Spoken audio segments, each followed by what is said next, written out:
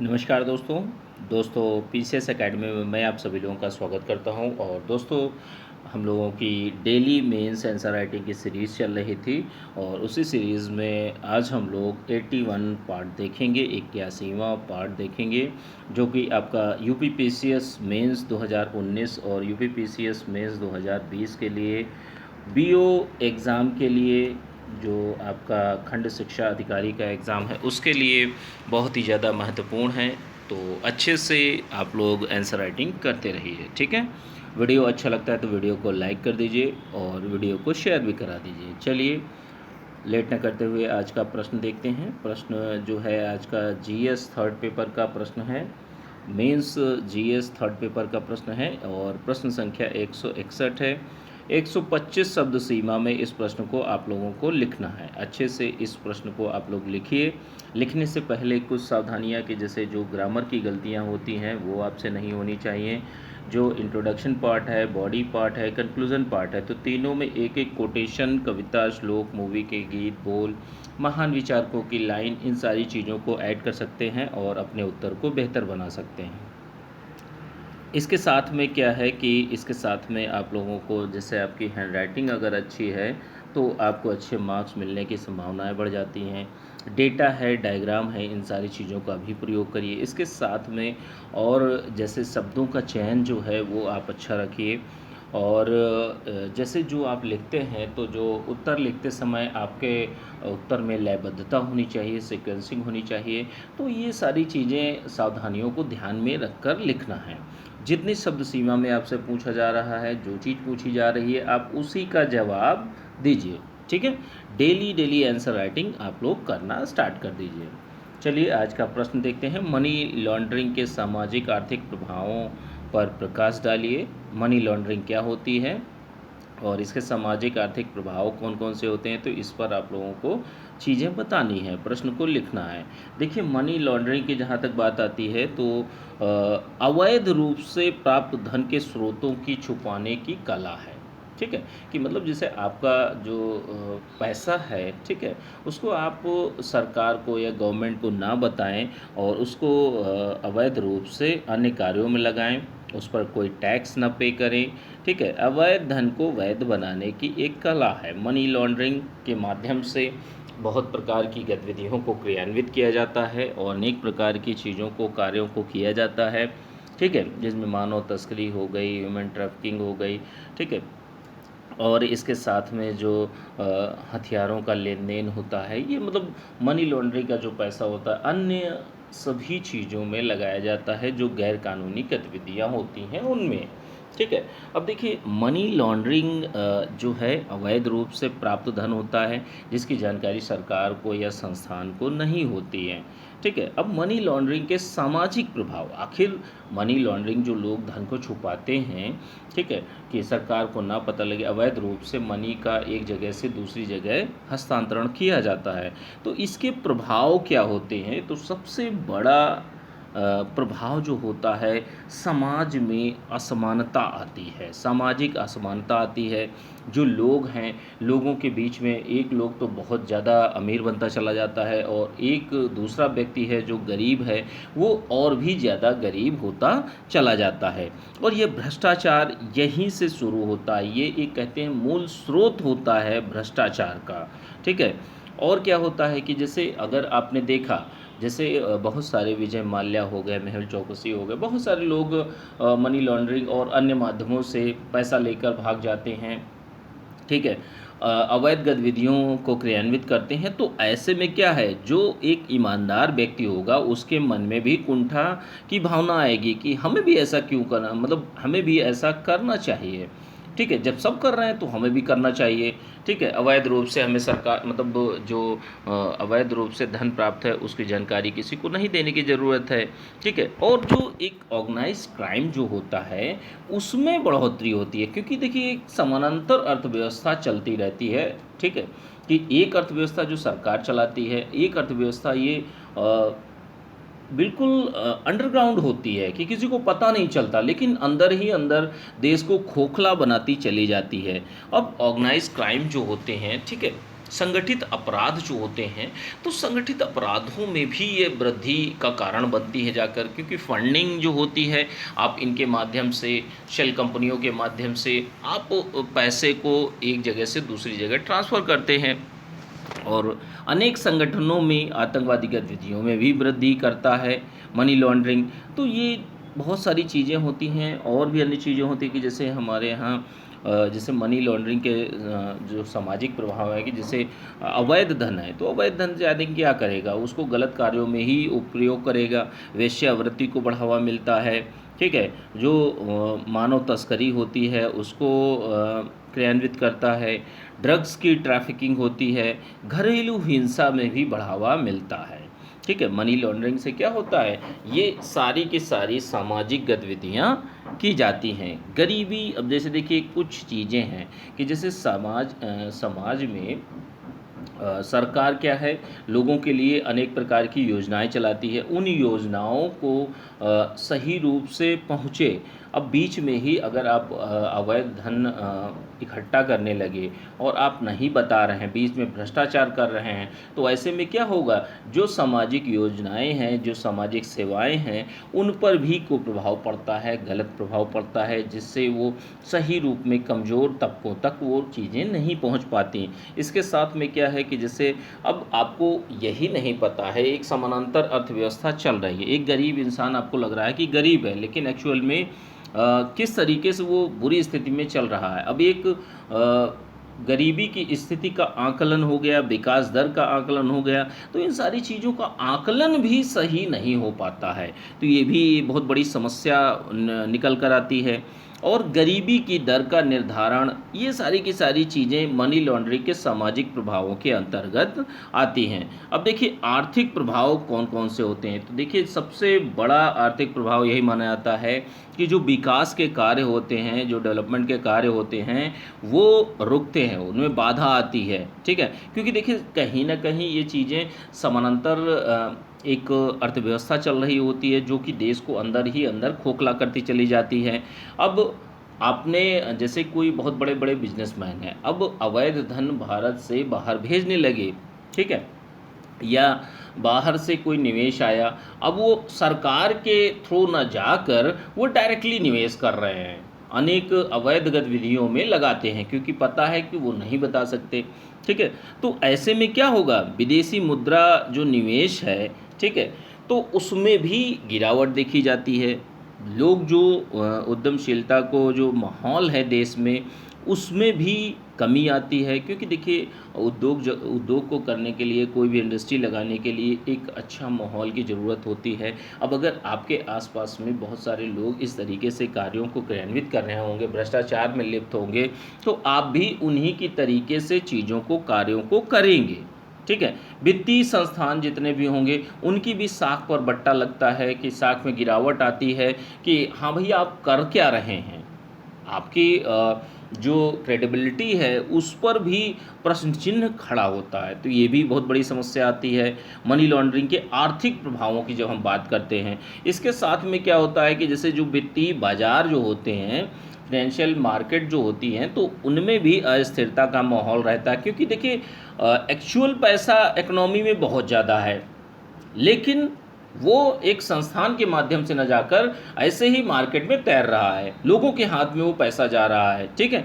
तो कहीं ना कहीं वो डिमांड को बढ़ाएगा, ठीक है, मांग को बहुत ज़्यादा बढ़ा देगा, जिससे वस्तुएं बहुत महंगी होंगी, महंगाई की दर आएगी, ठीक है। तो ये बहुत सारी चीज़ें एक दूसरे से जुड़ी होती हैं, ठीक है। तो ये आपके आर्थिक प्रभाव हुए। इन चीज़ों को आप लोग बहुत अच्छी तरीके से 125 शब्दों में, ध्यान रखिएगा ज़्यादा नहीं लिखना है आपको, 125 शब्दों में, 1-1.5 पेजेस में ही आपका हो जाएगा, ठीक है। तो उसमें आप लिखने का प्रयास करिए। और इसकी पीडीएफ दोस्तों, बीओ का मेंस चल रहा है, बीओ मेंस का पेड ग्रुप चल रहा है, यूपीपीसीएस मेंस 2019 का अलग चल रहा है, 20 का अलग चल रहा है। तो जो लोग भी अपना व्हाट्सएप ग्रुप ज्वाइन करना चाहते हैं, ज्वाइन कर सकते हैं, यह नंबर है, इस पर मैसेज कर सकते हैं, या तो डिस्क्रिप्शन बॉक्स में डिटेल को चेक कर सकते हैं, ठीक है। चलिए अगले क्वेश्चन पर चलते हैं। आज का जो दूसरा प्रश्न है, प्रत्येक पार्ट में हम लोग 2 प्रश्नों को देखते हैं। आज का जो प्रश्न है दोस्तों, वह प्रश्न पेपर 4 का प्रश्न है और प्रश्न संख्या 162 है। 125 शब्द सीमा में इस प्रश्न को भी आप लोगों को लिखना है। अच्छे से इस प्रश्न को आप लोग लिखिए और इस प्रश्न को लिखने से पहले वही सावधानियाँ कि जैसे जो ग्रामर की गलतियाँ, देखिए ग्रामर की गलतियाँ जो ग्रामेटिकल मिस्टेक्स होती हैं तो ये आपकी अक्षम्य होती। कोई भी एग्जामिनर हो उसको ये चीज़ें नहीं लगती, अच्छी नहीं लगती कि अगला व्यक्ति उत्तर लिख रहा है और वह ग्रामर की मिस्टेक कर रहा है, तो ऐसी चीज़ें नहीं होनी चाहिए। इससे क्या है, उसका मन भटकता है, वो आपके मार्क्स काट लेता है, तो बहुत सारी चीज़ें होती हैं। अब देखिए अपने उत्तर को बेहतर बनाने के लिए आप कौन कौन सी चीज़ें कर सकते हैं कि जैसे जो इंट्रोडक्शन पार्ट है, बॉडी पार्ट है, कंक्लूजन पार्ट है, तो तीनों में कोटेशन ज़रूर डालिए। कोटेशन ज़रूर डालिए, जो अच्छे शब्द हैं उनको अंडरलाइन करने का प्रयास करिए। महान विचारकों की लाइन को आप डालिए, डेटा, डायग्राम, इन सारी चीज़ों का प्रयोग करिए। आपकी शब्द रचना और शब्दों का चयन वो आपका अच्छा होना चाहिए। इसके साथ साथ में अगर आपकी हैंडराइटिंग अगर अच्छी है तो आपको अच्छे मार्क्स मिलने की संभावनाएं बढ़ जाती हैं। ठीक है, आज का जो प्रश्न है, प्रश्न को देखते हैं। पेपर 4 का प्रश्न है, एक प्रश्न संख्या 162 है और जो शब्द सीमा 125 शब्द कहे गए हैं तो उसी शब्द सीमा में इस प्रश्न को आप लोगों को लिखना है। ठीक है, देखिए प्रश्न को देखते हैं। भावनात्मक संवेदनशीलता नैतिक व्यवहार को कैसे उपयोगी है? ठीक है, तो स्पष्ट कीजिए, यह प्रश्न है आपसे 125 शब्दों में पूछा है।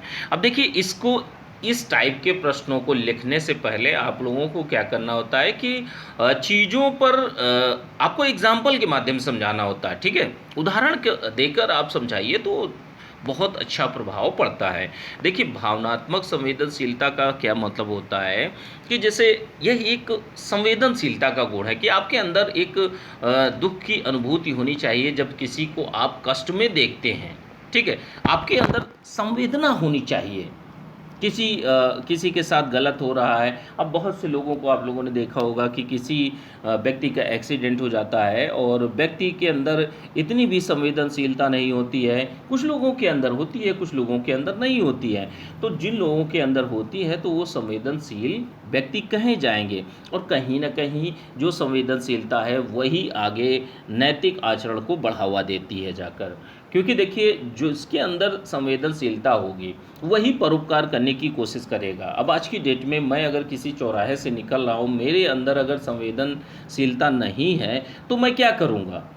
मैं वहाँ से निकलूँगा, किसी का एक्सीडेंट हुआ है छोड़ छाड़ के चला जाऊँगा, फिर बोलूँगा यार नहीं यार मुझे तो दिक्कत थी और मुझे क्या लेना देना है, अपना वो है उसका काम है, एक्सीडेंट हुआ है पुलिस का काम है अपना जाने, बाकी अपना जो लोग देखें जाके, मुझसे क्या मतलब है। या किसी के साथ में मारपीट हो रही है, आप वहाँ खड़े होकर देख रहे हैं, वीडियो बना रहे हैं, तो ये आपकी संवेदनशीलता पर प्रश्न चिन्ह उठाता है कि आप वहाँ पर कुछ नहीं बोलते। ठीक है, तो संवेदनशीलता क्या है? भावनात्मक संवेदनशीलता का मतलब यह है कि आप भावनात्मक रूप से चीज़ों को फील करते हैं और ये संवेदनशील होने का गुण होता है और यह नैतिक व्यवहार को नियंत्रित करता है।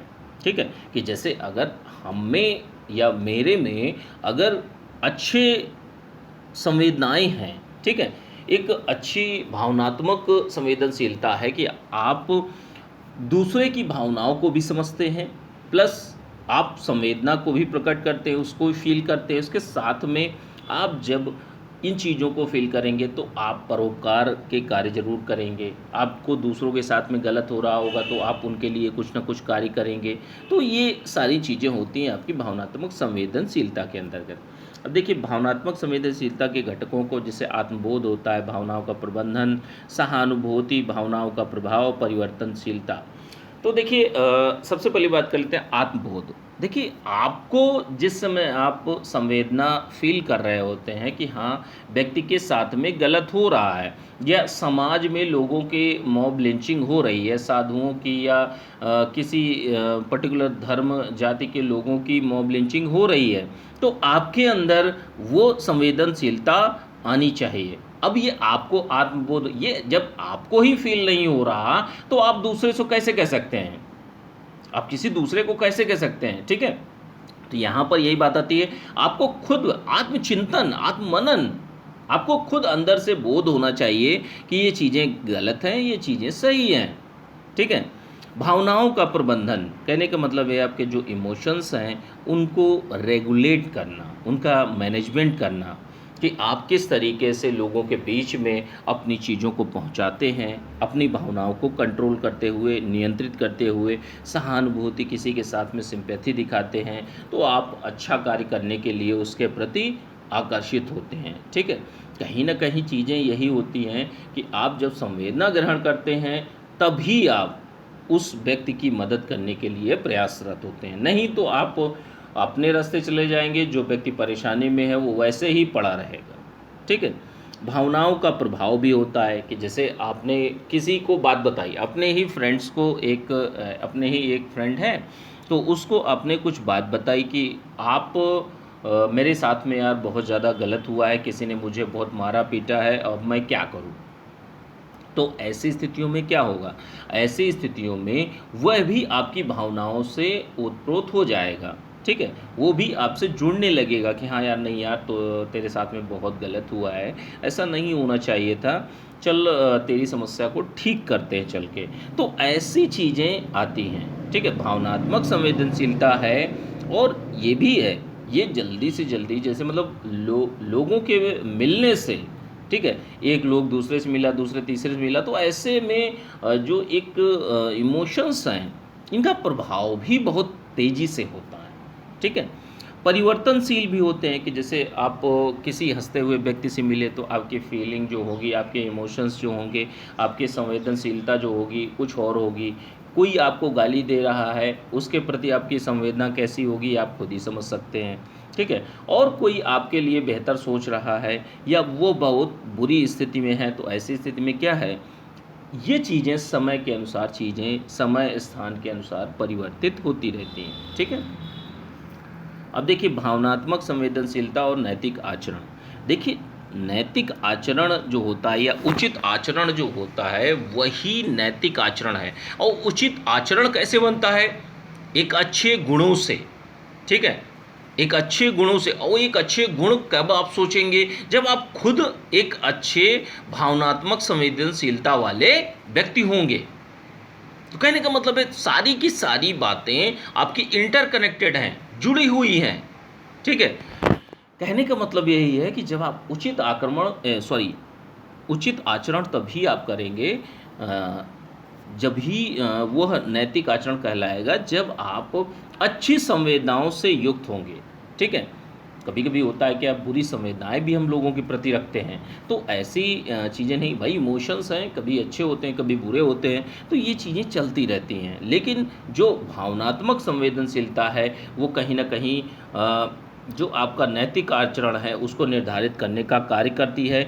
और परोपकारिता है, सहानुभूति, इन सारी चीज़ों की जड़ें जो हैं वो संवेदना में ही बसती हैं। अगर आपके अंदर फीलिंग्स ही नहीं है, संवेदना ही नहीं है किसी तरीके से किसी भी व्यक्ति, संस्थान या समाज के व्यक्ति के लोगों के प्रति, तो आप परोपकार या अन्य कार्य, अच्छे कार्यों को कैसे कर सकते हैं, एक अच्छे आचरण का कैसे अपना सकते हैं। आप एक व्यक्ति हैं, अब आपके अंदर इंसानियत नाम की चीज़ नहीं है। अब ऐसी स्थितियों में क्या होगा, आपसे कोई एक्सपेक्ट कर सकता है कि हाँ आप अच्छा ही व्यवहार करेंगे, नहीं हो सकता।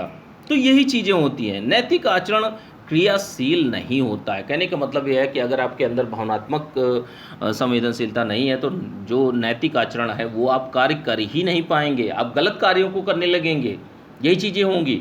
सहानुभूति नैतिक निर्णयों को आकर्षित करती है। भाई कहीं ना कहीं आप सिंपैथी तभी दिखाते हैं जब चीज़ों को आपके अंदर वो चीज़ें होनी चाहिए, और ये चीज़ें तभी होंगी जब आपके जो इमोशंस हैं, जो भावनात्मक संवेदनशीलता है वो आपकी अच्छी हो, अच्छे स्वरूप की हो, ठीक है। तब आप सिंपैथी दिखाएंगे। सिंपैथी दिखाने के बाद आपके निर्णय जो होंगे वो आकर्षित होंगे, अच्छे निर्णयों को आप लेंगे।